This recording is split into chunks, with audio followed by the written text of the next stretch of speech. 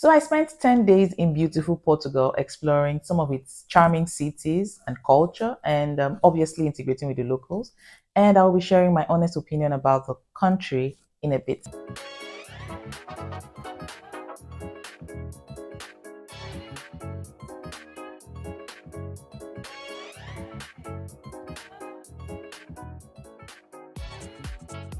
Hi people, you're welcome back to my channel. If you're new here, my name is Moe Douglas, and on this space I share mostly informative content about my perspective and experiences living, working and navigating the EU as an African expat. So if this piques your interest, please subscribe to this channel to stay updated. And if you find this video helpful, please give it a thumbs up and leave a comment down below as well. Thank you. So Portugal has been at the top of my European bucket list destinations for a number of reasons. And so a couple of months ago, we decided to go see what this beautiful country has in store. So we booked a 10-day getaway and decided to explore the north of Portugal. So to be specific, we spent most of our holiday in Porto, Braga, and Guimaraes. As always, I'll be giving my feedback about Portugal in bullet points. So let's jump right into it. The first point on my list is the scenery.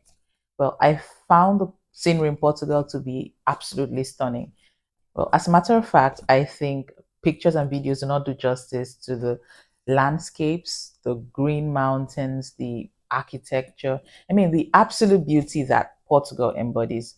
And I was blown away, honestly. From our descent into the airport in Porto to our road trip to Braga, to our trip to Guimaraes and other areas, it was scenic, it was peaceful, it was beautiful, it was relaxing and absolutely worth it. So Braga and Guimarães are very walkable cities.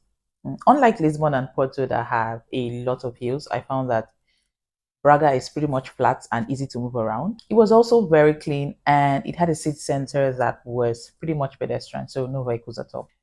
There were lots of beautiful gardens, cathedrals, and the Portuguese architecture is just absolutely stunning. So I'm saying this because having researched the country, Portugal, and read all the nice and awesome things about the country, we went in search of pictures and videos to give us an idea of what the cities and the suburbs looked like. And honestly, we were not entirely blown away at first. I mean, when you search for walkthrough or drive-through videos of a place you want to visit, and the first couple of videos you see, already gets you nodding in agreement about, your visits to the place, and you start picturing yourself there. Well, that exactly didn't happen for us when we were initially looking at Portugal online. So it took a couple of searches for us to get to the point where we said, okay, I think we should go see this place for ourselves.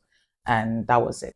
So bottom line, I think pictures and videos are underrepresenting the Portuguese cities and towns and the entire country, if I do say so myself. It is an amazing country to visit and you should definitely add it to your travel destinations when touring the EU. I recommend. So the next point on my list is friendly people. Well, how do I put this? I doubt I have come across a friendlier set of people, so welcoming, so helpful, even when they do not understand the same language as you. Well, I think it takes a different level of courtesy to be of help to someone you cannot completely understand as a result of a language barrier. Okay, so let me put this in context. When we just got to the airport in Porto, we had to head straight to Braga and we needed directions on how to get there using the Portuguese public transportation system. So the previous day, we tried to book for the Flixbus online, and since we're traveling with a toddler, when we included her ticket, we saw that traveling with the car seat was mandatory for her to board the bus. And it didn't make sense to us because we're already traveling with a stroller, and it didn't have an additional car seat or a car seat as one of its parts. So we decided that when we get to Porto, we would figure out how to get to Braga. I mean, there are other means of transportation, so we could definitely figure it out. So we got to Porto and walked up to one of the airport staff at the exit and asked for directions on how to get to Braga. His English was barely conversational, but he understood that we were heading to Braga and needed directions on how to get there. He was super helpful. He took us to the bus terminal in the airport that goes directly to Braga and showed us how to get tickets. He showed us the schedule, so we knew when the next bus was going to arrive, and basically everything that we needed to know or do to get to Braga. Well, that was my first impression of a Portuguese local, and it was a good one. I mean, what are the odds, right, that the first person you walk up to in a new city or a new country that speaks a different language will be that helpful to you? I did not see that coming, honestly. I mean, I expected help, but not necessarily at that level, if you ask me. And throughout our stay in Braga, Guimaraes, and Porto, we kept meeting really, really amazing people, and it was easy to feel at home. The next point on my list is the language. Well, obviously, the official language in Portugal is Portuguese, and the European Portuguese is somewhat different from the Brazilian Portuguese. But however, my husband was able to communicate with his knowledge of Brazilian Portuguese, and that was a plus for us. So we found that the English language is widely understood in the capital, Lisbon, and in Porto as well, but in smaller cities like Braga. So if you intend to stay in Portugal for a prolonged period of time, it is a good idea to learn basic European Portuguese at the very least, as this will ensure seamless integration into the communities. So the next point on my list is transportation and accessibility.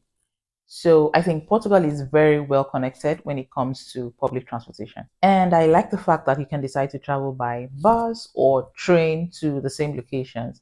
I mean, it's not an either or situation. There is a central bus station in every city that connects to the rest of the country, and the trains also travel across the country as well. So you could take a bus ride from Porto to Braga, for instance, and decide to take a train ride back. The intercity buses are also very comfortable and timely. As a matter of fact, all the buses I rode during my 10-day stay in Portugal were always on time.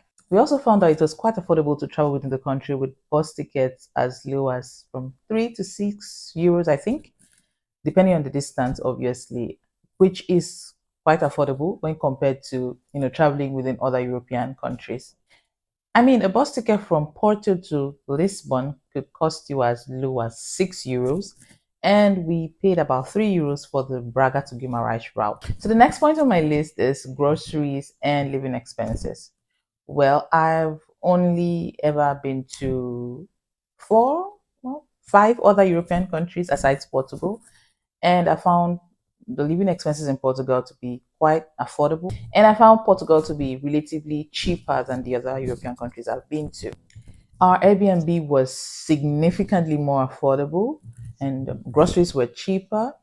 Transportation was also cheaper, and this includes the cost of using ride hailing apps like Uber or Bolt. And of course, eating out did not break the bank.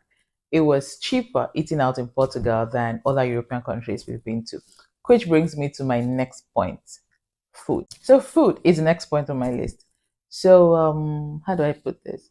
I absolutely loved Portuguese food, and it was unexpected because seeing that we've made peace with the fact that the European palate is a little different from ours back home in Africa, and of course, obviously, we've made peace with that.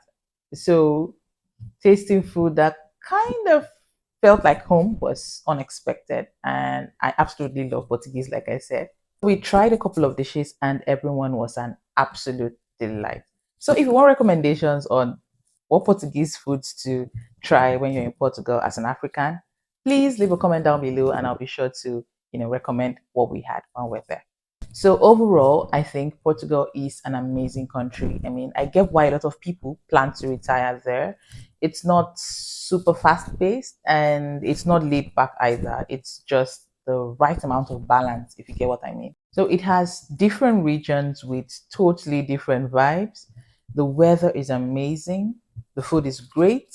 The scenery is amazing. And the people are friendly. I mean, what else could anyone ask for? I mean, I'm glad I was able to visit when I did. So if you watched up to this point, thank you so much. And thank you for 200 subscribers, guys. I am super grateful. So until I come your way again in my next video, do have an amazing day. Bye-bye.